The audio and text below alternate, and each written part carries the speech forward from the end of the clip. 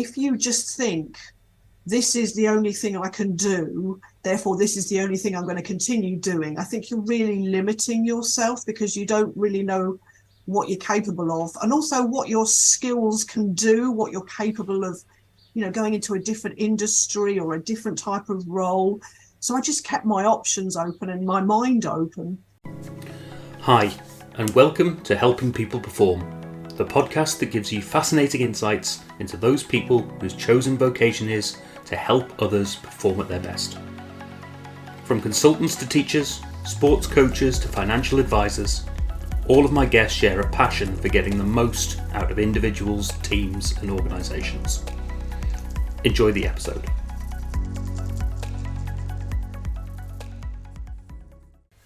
Hi everyone, and welcome to another episode of the Helping People Perform podcast. Today my guest is Gwen Burridge, work-style trainer and coach at GBUK Consulting. Thanks for being on board today, Gwen. Oh, no, thank you for inviting me. I'm really honoured. Oh, well, as we've talked about across this whole series of Helping People Perform, it is about who do you go to up your performance, who do you get help from, and I'm very privileged and lucky enough that Gwen has been supporting me along the way and supporting those conversations, having some coaching bits as well. So I'm really pleased to have you on board today, Gwen. So you're welcome. So before we get kicked off in terms of what you're doing right now, could you give us a little history about what's got you to where you are today? Oh, wow. Gosh, I'll try and keep it as brief as possible. I was one of those people many years ago who decided not to go to university, which shocked my school at the time, being in grammar school. They were like, why are you not going to university? But I just wanted to go and earn some money, basically. Got myself into finance very early age, so it was just before I was 18. And then after a couple of years, saw literally on a job notice board advertising for trainee market makers, because it was the year before Big Bang, when the trading was going to move away from the stock exchange floor to electronic trading. And I just thought, gosh, that sounds like a nice thing to do. I think I'll go for that. And, I got it, basically. And spent 11 years doing that, which, gosh, it taught me so much over the years. And we can talk about that a little bit later. But it really led me to start to think about how, communication is so interesting for me. And it's something that I focus on. And as you can probably imagine, being on a trading floor, you don't really mind your P's and Q's. That type of environment, particularly back then, wasn't one where you were often very polite to each other. You just said the basics and you got things done. So I was there for 11 years, as I said, and then I got made redundant, which, looking back now, was actually a blessing. At the time, it definitely wasn't. But it made me very resilient being on the trading floor and also being made redundant, because it made me realise that those types of events weren't the worst thing that could possibly happen to me. And actually, it made me more determined to fight it, because when I was on the trading floor, I was the only woman towards the end. So I just kept on going. Some might say I went on for too long, but being made redundant was, as I say, very sort of, it gave me some time to heal. I had some other personal things that went on. So I was out of work for about 9 months, got back into American Bank, and spent some time being an operations manager, which was sort of my initiation into management. Spent many years after that being a manager. Had to go on a training course at one point in order to be able to get promoted. And I didn't want to go on this training course, but actually it was the catalyst that made me realise that I wanted to help people to be better managers and to be better at whatever it is. So helping people help themselves is the sort of the phrase that I use. That led me then on to I think I spent 3 years trying to get into a sort of a training type function, which I did for a while. And then I started working in HR in 2007 in learning and development, stayed there until 2019. And then left there because I wanted to start up my own practice. And then, of course, COVID happened. So my own practice took a bit of a hit for a while. I went out and got a contract for a little while. And then I spent a little bit of time. I've just recently left working for a great company called Berndean. And now I'm back to looking forward to working for myself again. So that's me in a nutshell, if you like. Brilliant. Well, I mean, some fantastic experiences in there, and just you talked about working on the trading floor. You know, what was the culture? What was the environment? How did you? What did the key things that you sort of learned from that environment? I think it's a sink or swim type of environment, particularly as a woman in those days. You know, I was there mid 80s to mid 90s. I mean, things like conduct and, treating each other inclusively and all of those things, they weren't even thought about back in those days. Like I said earlier on, I did feel as if I had to sort of keep fighting to keep my head above water, I guess, and to be recognized and valued because I was surrounded by men. But it did make me very determined to keep going. But I think towards the end, it was actually a blessing to be made redundant, but because it did really take a lot out of me. So I can understand, why people who do that type of role, they do have a shelf life. But it did really teach me a lot about myself, I think is probably the answer to your question about my resilience and strength of character, I think, and what I was actually capable of as well. Oh, brilliant. And the other bit that I've just made a couple of notes as we go along there, and the redundancy bit and learning from that and having the resilience to go through that process as well. Something that happened to me when my wife, who you obviously know as well, was pregnant. We were out in New Zealand, and I think she was 6 months pregnant when I was made redundant and had to go in and decide what I wanted to do to move on from there.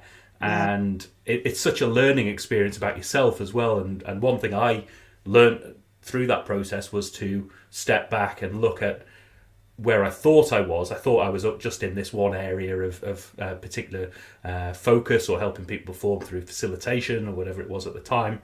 But actually, my skill set was so much more applicable or as applicable elsewhere as well. So expanded my horizons and looked places that I never would have looked before if my career had just developed in the one place.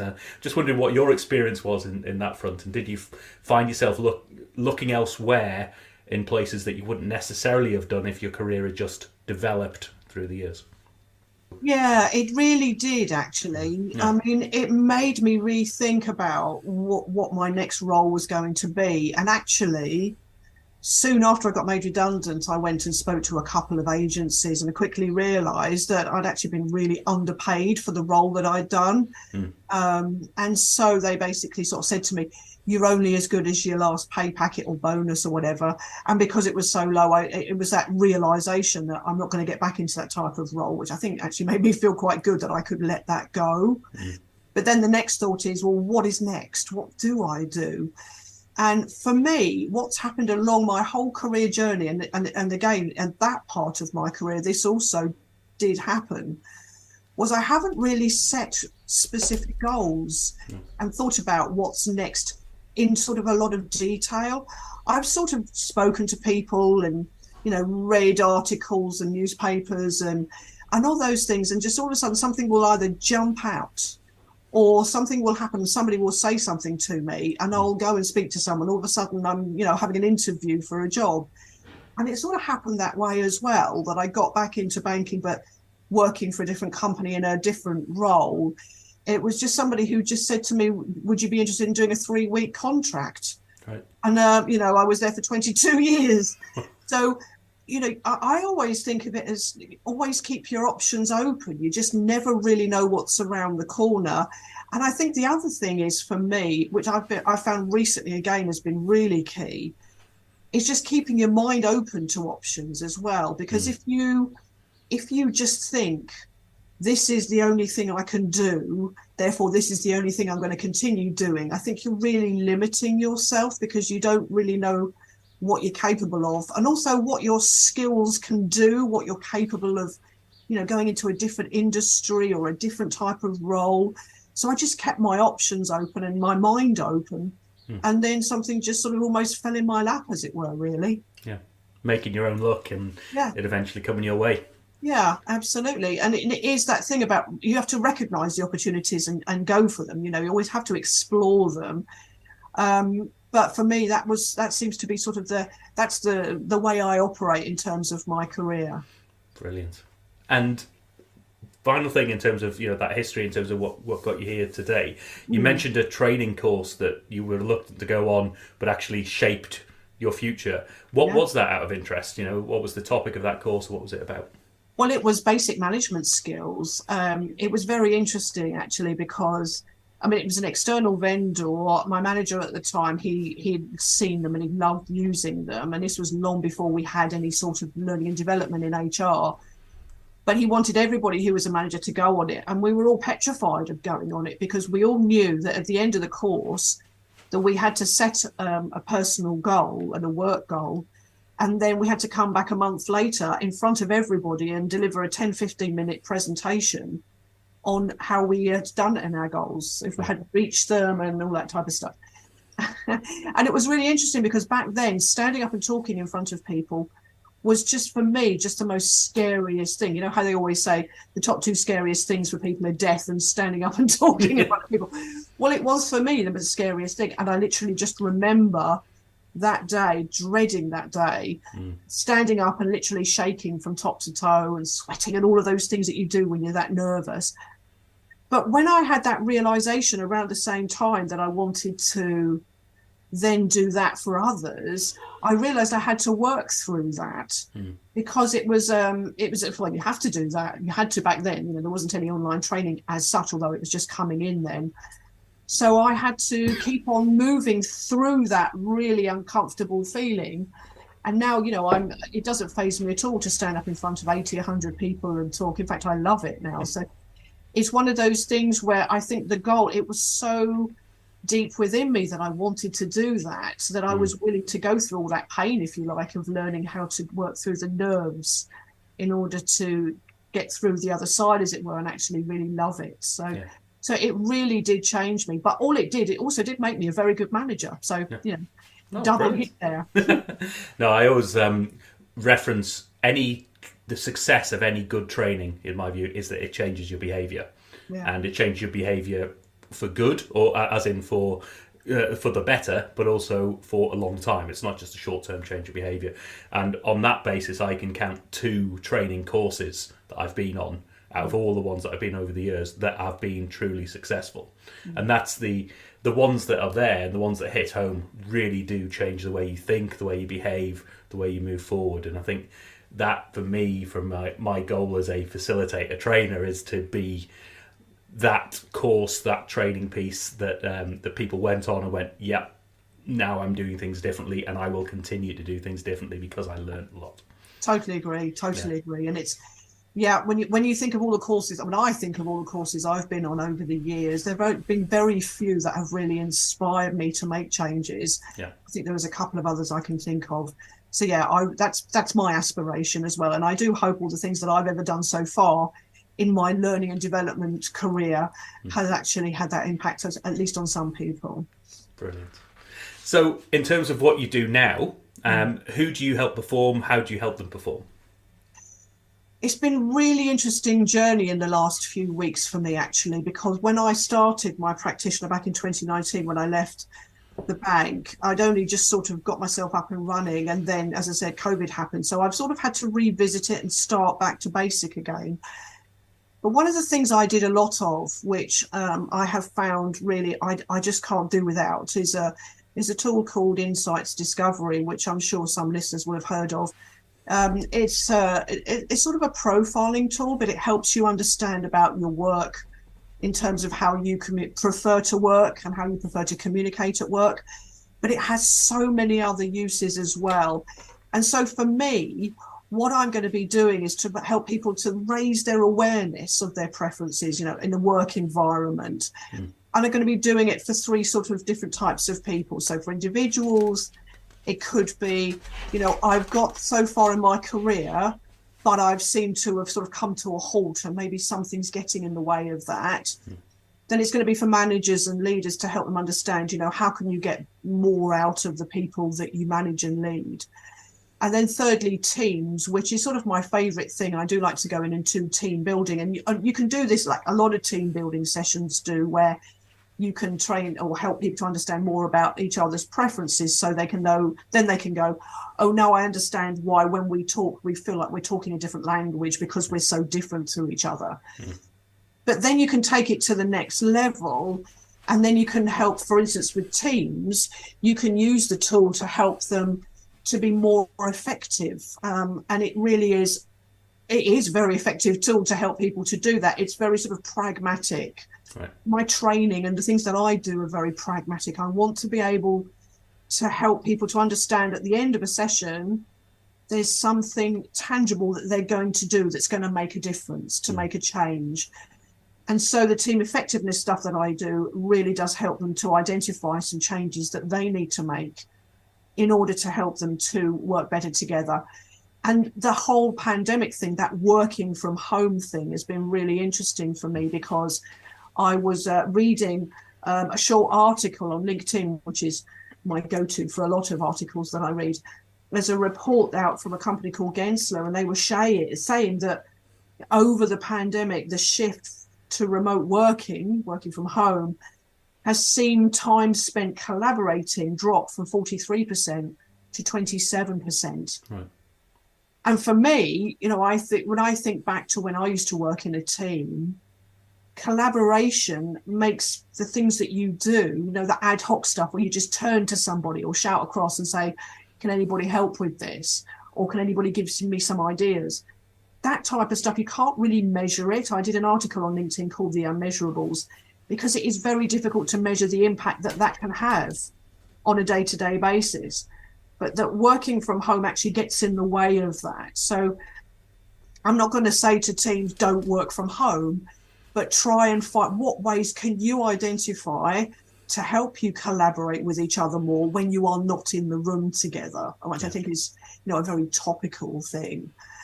And then also getting people to think about how do they influence those people around them. You know, if you've got a certain profile where you are, say, an extrovert, and you're somebody who is, you know, quite plain speaking, in this world where we are, you know, people are, you know, always talking about being kind to each other and all of this. Sometimes if you're plain speaking, it doesn't come across so well.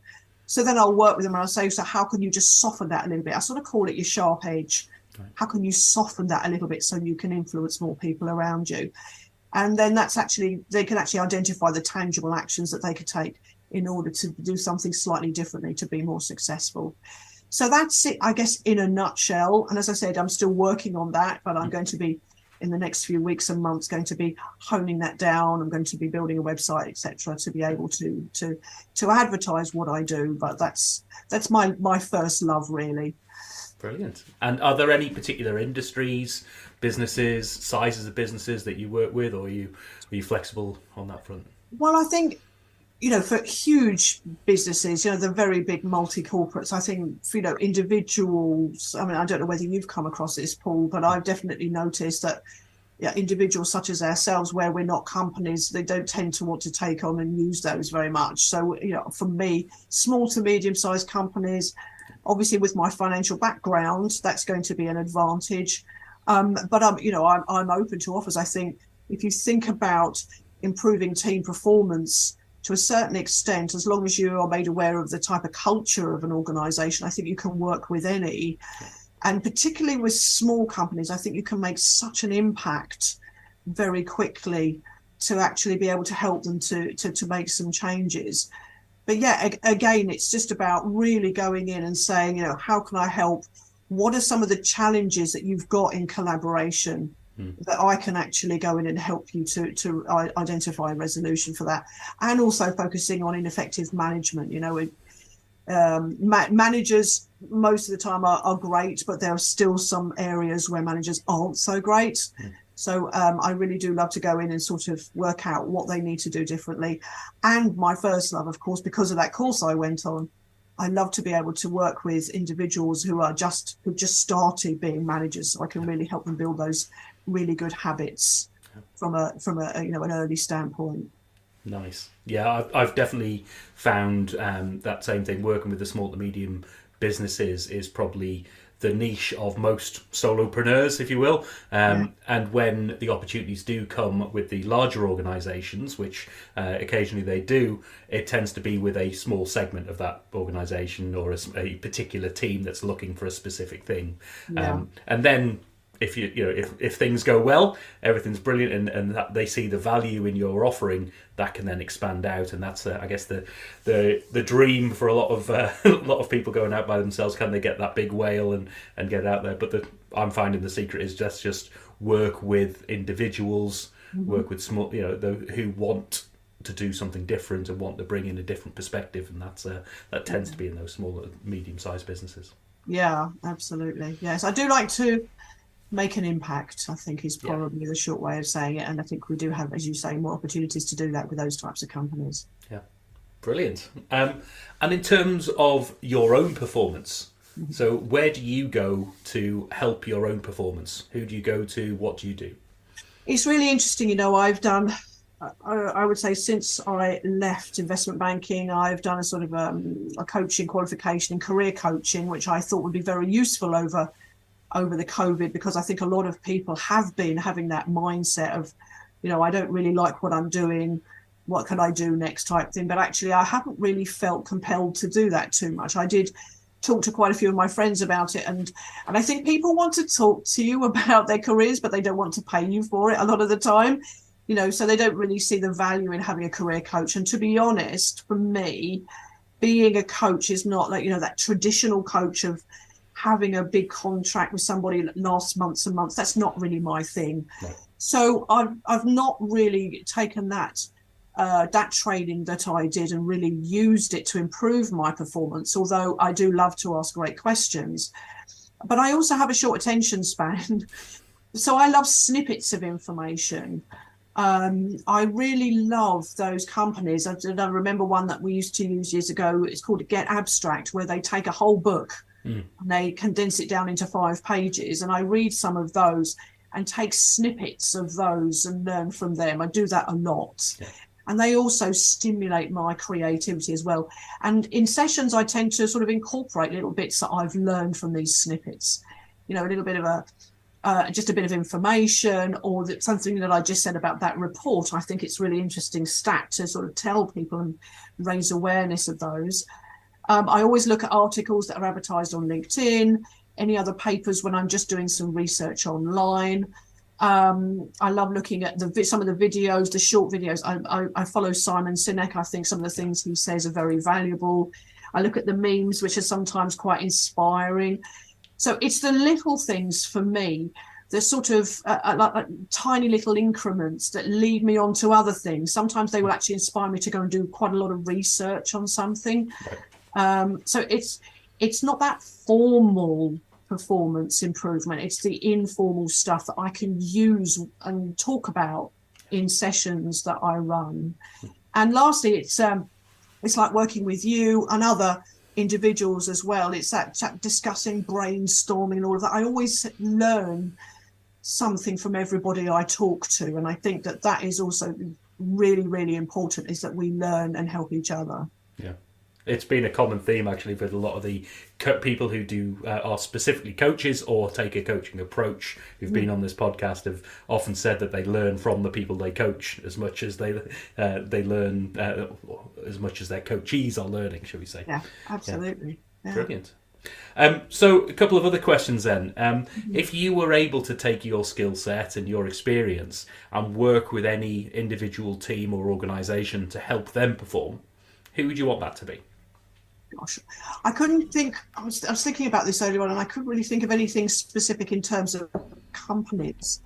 I didn't want to name any of them, but I think if I really want to be able to make an impact, to this working from home thing seems to be quite a challenge for a lot of companies right now, to some degree or another. So someone, a company that wants to be able to have their employees collaborate more and work more effectively, because I think when you look at the preferences, going back to what I said about insights, and I'm not necessarily quoting insights now, but some people will tell you they love working from home because it means that they can concentrate, they don't get disturbed, and I totally get that, and it also increases their work-life balance.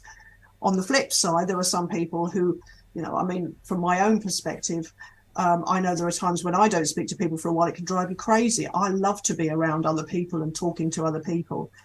So we can operate very differently. There are always opposites in the world. So it's finding the balance or finding ways to help people manage those differences is what I'm really keen to do.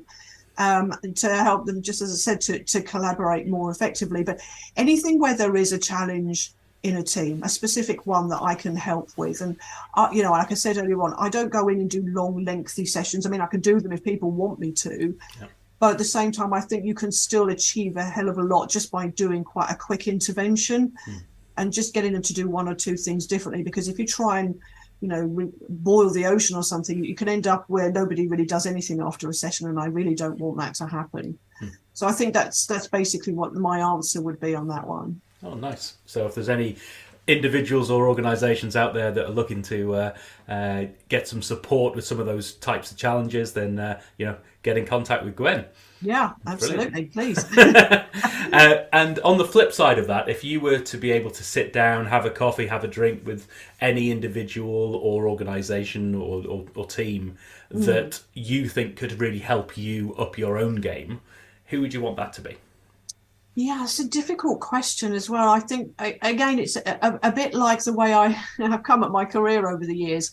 I think I just like to talk to people, as again, like I said, similar to yourself and others. But also, sometimes it's nice to talk to people who are quite different to you. So I'll give you an example. I'm going to be starting to do some work for a training vendor in a few months' time. And one of the other people that she works with is very different to me. He comes from a very different background. He comes from a very different way of operating. We both do training and coaching. However, he does it very differently. And I can see, if I think about it from an insights perspective, we are opposites. But when I listen to him speak, I always learn something. And so it's just making sure that I sit down and chat to as many people as I can. And it's really important that because you feel good when it's somebody that you're similar to.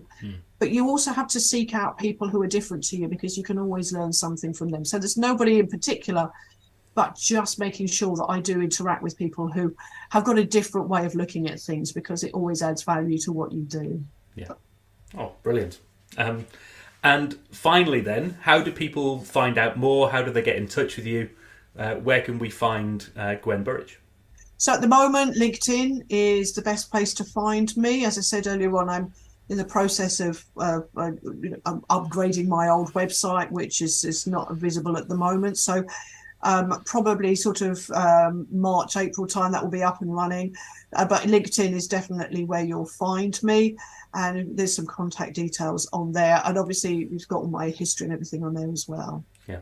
And I'll be as always, make sure I'll share all those details with people so that we can get in touch with Gwen when needed. So fantastic chat, Gwen, as always. So really happy to have you on the podcast today, and thank you for being a great guest. That's lovely. Thank you ever so much for inviting me, Paul. Much appreciated.